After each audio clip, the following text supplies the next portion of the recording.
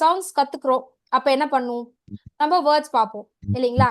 இப்போ PAT இப்படி இருக்கு ஓகேங்களா? இப்போ இது ஒரு வேர்டா இருக்குன்னு வச்சுக்கோங்களேன். இப்போ நான் என்ன சொன்னேன் உங்களுக்கு ஃபர்ஸ்டே சொன்னேன், போனீம் கிராஃபீம் சொன்னேனா? அப்போ இந்த இடத்துல எப்பவுமே நம்ம என்ன யூஸ் பண்ண மாட்டோம், லெட்டர் நேம்ஸ் உங்களுக்கு யூஸ் பண்ண மாட்டோம். ஓகேங்களா? அதாவது போனிக்ஸ்குள்ள நீங்க வந்துட்டீங்க அப்படின்னாலே நீங்க என்ன யூஸ் பண்ண மாட்டீங்கன்னா லெட்டர் நேம்ஸ் யூஸ் பண்ண மாட்டீங்க. அதுக்கு பதிலா என்ன யூஸ் பண்ணணும், போனிமும் கிராஃபீமும் தான் யூஸ் பண்ணணும். அப்போ இந்த சிம்பிளை பார்த்த உடனே நம்ம ஒரு சவுண்ட் கொடுக்குறோம்ல, இப்போ இந்த சிம்பிளுக்கு இந்த சிம்பிளுக்கு ட, இப்படி தனித்தனியா ஒரு ஒரு சிம்பிளுக்கான சவுண்ட சொல்றோம் பாருங்களேன், அதுதான் ஐசோலேட்டிங். அதாவது சிம்பிளை பார்த்த உடனே அந்த சிம்பிளுக்கு இந்த சவுண்ட் தான் கொடுக்கணும் அப்படின்னு நீங்க ஐடென்டிஃபை பண்றீங்க இல்லையா, அதுதான் ஐசோலேட்டிங். ஓகேங்களா?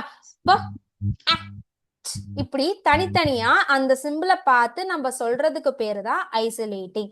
பிளெண்டிங்னா என்ன அப்படின்னா, இப்போ சவுண்ட்ஸை ஒன்னா கனெக்ட் பண்ண ஃபர்ஸ்ட் நம்ம ஐடென்டிஃபை பண்ணிட்டோம் இல்லையா, இப்போ என்ன பண்ணும், ஒன்னா கனெக்ட் பண்ணும். இப்போ ப சேர்த்தா என்ன வரும், பே வருமா? இப்போ பேங்கிற சவுண்டோட ட சேர்த்தா என்ன வரும், பேட் பேட் பேட், இப்படிதான் வருது இல்லையா? இப்போ படிக்கிறோம் இல்லையா சவுண்ட்ஸ் யூஸ் பண்ணி, அதுக்கு பேரு பிளெண்டிங். ஓகேங்களா? செக்மெண்டிங்னா என்ன அப்படின்னா, நான் வேர்டை டிக்டேட் பண்றேன் அப்படின்னா நீங்க மைண்ட்ல ப்ராசஸ் பண்ணுவீங்க. இப்போ பேட்னு நான் சொல்றேன்னா பேட்ல என்னென்ன சவுண்ட் வந்தது அப்படின்னு சொல்லிட்டு மைண்ட்ல ஐடென்டிஃபை பண்றீங்கல்ல,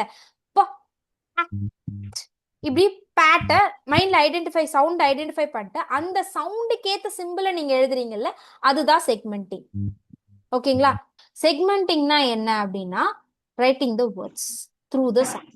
ஸ்பெல்லிங் மிஸ்டேக் இல்லாம நீங்க வேர்ட்ஸ் எழுதணும் அப்படின்னா என்ன ஒர்க் பண்ணணும், செக்மெண்டிங் ப்ராசஸ் பண்ணணும். ஓகேங்களா?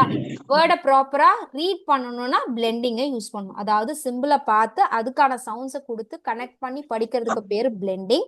செக்மெண்டிங்னா நமக்கு டிக்டேட் பண்ணும்போது வர சவுண்ட்ஸை மைண்ட்ல ஐடென்டிஃபை பண்ணி அந்த சவுண்டுக்கான சிம்பிளை எழுதி ஸ்பெல்லிங் மிஸ்டேக்ஸ் இல்லாம எழுதுறது, அவாய்ட் பண்றது தான் செக்மெண்டிங். இதுதான் பிளெண்டிங்க்கும் செக்மெண்டிங்க்கும் இருக்கிற டிஃபரன்ஸ். ஓகேங்களா?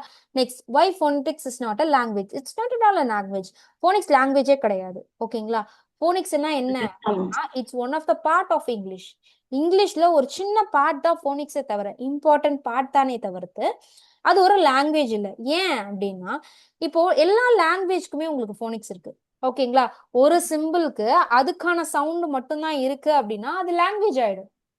அப்படி இல்ல, வேற வேற சவுண்ட்ஸ் வருது, வேற வேற சிம்பிள்ஸ் கொடுக்குறோம் அப்படின்னா அது லாங்குவேஜாவே இருக்காது. ஓகேங்களா? That's a difference.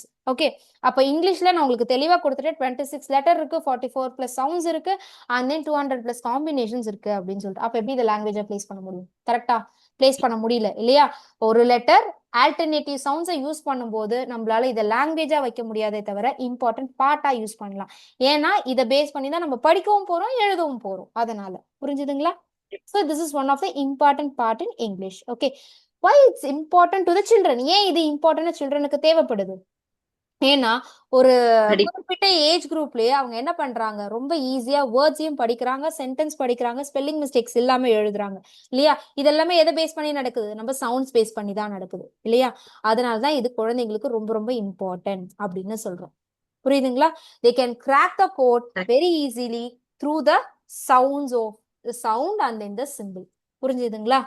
21 கான்சனன்ஸ் இருக்கு இல்லையா, அதை யூஸ் பண்ணி 24 கான்சனன்ட் ஃபோனிம் அண்ட் கிராஃபிம்ஸ் கொடுத்துருக்காங்க. எப்படி அப்படின்னா, ஆக்சுவலா B to Z இருக்க சிங்கிள் லெட்டர் அந்த 18 லெட்டர்ஸ் வரும் இல்லையா, நார்மலா அந்த நார்மல் லெட்டர்ஸ் எல்லாத்தையும் கொடுத்துருவோம். ஓகேங்களா? சாரி, 21 கான்சனன்ஸுமே கொடுத்துருவோம்.